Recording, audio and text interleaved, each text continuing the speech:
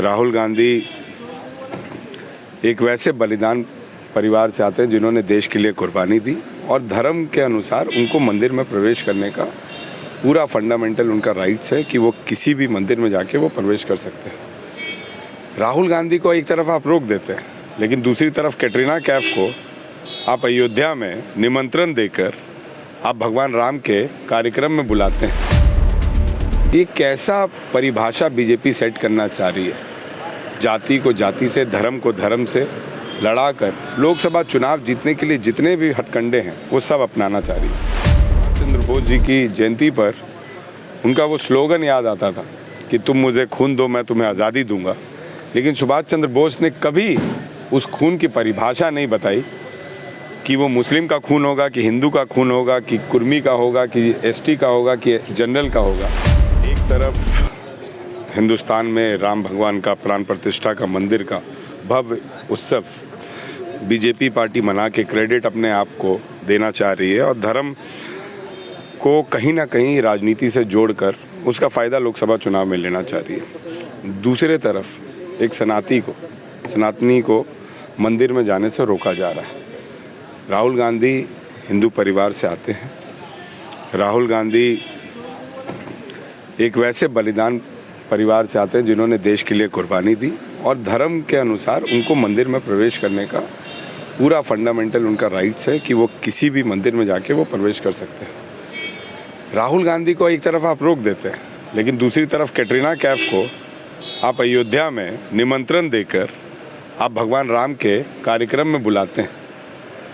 ये कैसा परिभाषा बीजेपी सेट करना चाह रही है? जाति को जाति से, धर्म को धर्म से लड़ाकर लोकसभा चुनाव जीतने के लिए जितने भी हथकंडे हैं वो सब अपनाना चाह रही है। निश्चित तौर पर मैं ये कहूँगा कि जिस तरीके से सुभाष चंद्र बोस जी की जयंती कल मनाई गई और क्या बढ़िया दिन था कि राम मंदिर के अगले ही दिन सुभाष चंद्र बोस जी का जयंती था और सुभाष चंद्र बोस ने बोला वो हिंदुस्तानी का खून होना चाहिए। और हिंदुस्तान में राम महोत्सव मनाकर खाली हिंदू ही खुश नहीं, मुसलमान भी खुश हैं। और उन्हीं के पार्टी की एक प्रवक्ता ने बोला कि कुछ मुस्लिम हैं जो खुश नहीं है और कुछ मुस्लिम हैं जो अन्य जाति हैं वो खुश हैं।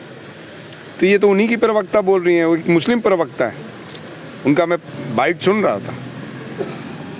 और जिस तरीके से राहुल गांधी जी पे कार्रवाई की गई, ये कहीं ना कहीं हिंदुस्तान को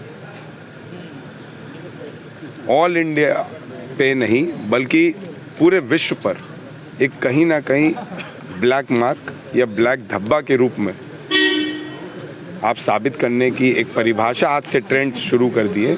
मैं समझता हूं कि किसी भी तरीके से ये चीज़ नहीं होना चाहिए था। राहुल गांधी जी महाकाल का दर्शन किए, राहुल गांधी जी विभिन्न मंदिरों का दर्शन किए और जब असम में वो दर्शन करने गए तो वहाँ के मुख्यमंत्री द्वारा उनको रोका जाना, ये मैं समझता हूँ बहुत निंदनीय है। देखिए, राहुल गांधी जी झारखंड में आ रहे हैं, 804 किलोमीटर का यात्रा वो कर रहे हैं। 13 जिलों में वो जाएंगे और बोकारो, रामगढ़, रांची होते हुए जमशेदपुर के रास्ते झारसुगुड़ा होते हुए वापस वो उड़ीसा इंटर करेंगे। उड़ीसा इंटर करके फिर वो पलामू घुसेंगे और बिहार जाएंगे। अभी राहुल गांधी जी की जो भारत जोड़ो यात्रा की जो टीम है उसका प्रभारी नियुक्त हो चुके हैं 2 आदमी और मैं समझता हूँ दोनों परसों आ जाएंगे। आज हमारे अध्यक्ष जी रेकी करने के लिए गए हैं, कहाँ कहाँ राहुल जी का स्टॉपेज है, कहाँ कहाँ राहुल जी रात्रि विश्राम करेंगे, कहाँ पे संबोधन करेंगे। मैं समझता हूँ 2 दिन के अंदर ये बहुत सारे चीज़ें आप लोग को क्लियर हो जाएंगी कि राहुल गांधी जी का कहाँ कहाँ स्टॉपेज होगा, कहाँ कहाँ वो एड्रेस करेंगे। देखिए, लोकसभा चुनाव की मैं बात नहीं करता हूँ, चुनाव अपने जगह है।